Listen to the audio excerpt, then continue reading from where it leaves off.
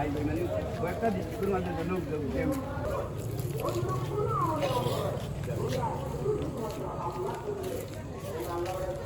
قولي وأنا أدين أنا أجزى به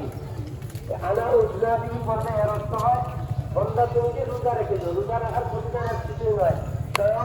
পুরস্কার দিবেন কেমন পুরস্কার হাদিসে এসেছে আজকের এই দিনটাতে আমরা যে ইফতার মাঠে এসেছি বিশ্বাস করুন যদি দেখা যেত খাওয়ার চাহিদা ছিল খাওয়ার সুযোগ ছিল কিন্তু এরপরেও তারা খানা খাই নাই আমাকে ডরাইয়া আমাকে ভয় করে কাজ করে আমি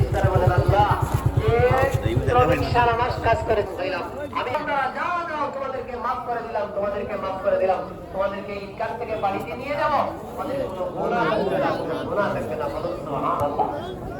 আর শুধু গুনাহ নয় অসুবিধান্তির মুসলমান রাসূল বললেন ফাতাবতু সাইয়্যাতিকুম হাসানাত তোমাদের আমলনামায় যে গুনাহগুলো ছিল আল্লাহ তাআলা প্রত্যেকটা গুনাহকে নেকি দিয়া পরিবর্তন শেষে একটা কথাই বলবো আল্লাহ তাআলা তাদেরকে ক্ষমা করে দেন ধরুন আজকে ঈদগাহ মাঠ থেকে একজন লোক গেল আল্লাহ তাআলা তার দোয়াকে কবুল করেছেন তাকে মাফ করে দিয়েছেন এরপরে সে মারা গেল তাকে আল্লাহ বিনা হিসাবে জান্নাত দান করবেন বলুন সুবহানাল্লাহ কারণ কি তার আমলনামায় কোনো গুনাহ নাই এই যে ঈদগাহ মাঠ থেকে গিয়েছে ৮০,৬৫৬ টাকা ইসলামী ব্যাংকে জমা ৪৫,০০০ টাকা সর্বমোট ১১,২৫,৫৫৬ টাকা সদকা তো সাধারণ সদকা যেটা এদের মধ্যে অনেক সব এবং এই সদকার দ্বারা মাল পবিত্র হয় আর আত্মা যেটা আছে আত্মা যেটা দেখেন নামটা নাম জনাব রহিমউদ্দিন সাহেব উলামায়ে কেরামের বড় খিদমত করেন ১০,০০০ টাকা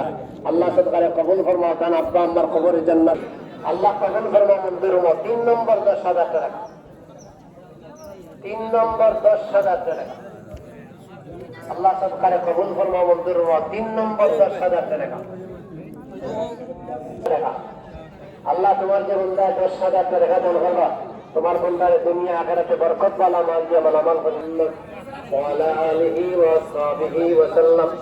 একজন ভাইয়া ওয়ারে বাচ্চা ১,০০০ টাকা নগদ আল্লাহ সরকারে কবুল ফরমাও